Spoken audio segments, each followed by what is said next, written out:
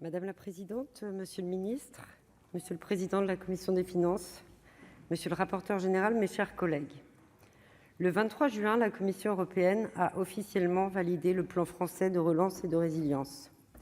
Les 40 premiers milliards d'euros débloqués par la Commission sur l'enveloppe totale des 100 milliards de notre plan vont doper l'économie et peu à peu, les milliards longtemps promis vont devenir réalité. Cette annonce marque une étape historique de la construction européenne. Mais à plus court terme, elle constitue avant tout une excellente nouvelle pour notre économie. La relance devient effective parce que son financement le devient aussi. Le projet de loi de finances rectificative que nous allons examiner aujourd'hui acte le rebond de notre économie. En tablant sur une croissance de 5%, nous avons confiance dans la résilience de nos entreprises et dans le dynamisme de ceux qui peuvent consommer. L'autre bonne nouvelle de ce texte, qui en est le corollaire direct, c'est la fin du « quoi qu'il en coûte », ou du moins le début de la fin du « quoi qu'il en coûte ». Le gouvernement a enfin validé ce changement de paradigme. Nous allons progressivement nous défaire du régime des aides généralisées pour lui substituer un régime d'aide plus ciblé. Depuis le début de la crise sanitaire, notre groupe a soutenu les mesures de sauvetage et de relance. La puissance publique, je pense non seulement État, mais aussi collectivités territoriales, a été présente aux côtés des entreprises et des particuliers au moment et où il le fallait. Notre groupe soutient aujourd'hui la sortie progressive du « quoi qu'il en coûte ». Nous sommes trop attachés à la réduction de l'endettement public pour ne pas nous en féliciter. Le moment choisi semble le bon. D'une part, notre pays s'est enfin engagé sur la voie d'une relance vigoureuse. D'autre part, la stratégie vaccinale nous laisse espérer une victoire prochaine contre le virus, sous réserve de son parfait déploiement et de mesures de consolidation par une protection prolongée. Mais cet espoir ne doit pas nous bercer d'illusions, car le dynamisme de la croissance ne saurait cacher la dégradation très inquiétante de nos finances publiques. Nous contenons à peine le déficit en deçà des 10% du PIB. Les dépenses publiques aspirent plus de 60% de la richesse créée dans notre pays et la dette a dépassé, au premier trimestre, 118% du PIB.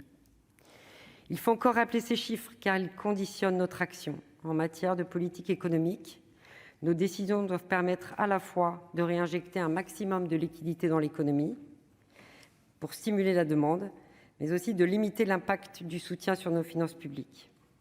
La plupart des mesures de ce texte vont dans le bon sens. Elles s'inscrivent dans la continuité de mesures consensuelles. Ainsi, de la reconduction de la prime exceptionnelle de pouvoir d'achat, de la prolongation des prêts garantis par l'État ou encore de celle du Fonds de solidarité. Il en va de même du dispositif de carry-back, prôné depuis longtemps par le Sénat et enfin retenu par le gouvernement. Mais le projet de loi n'apporte aucune réponse aux grands défis qui se posent à notre économie. Comment mieux mobiliser l'épargne des Français pour préparer l'avenir ? Notre groupe a déjà eu l'occasion de présenter une proposition de loi visant à instaurer un dispositif à cette fin.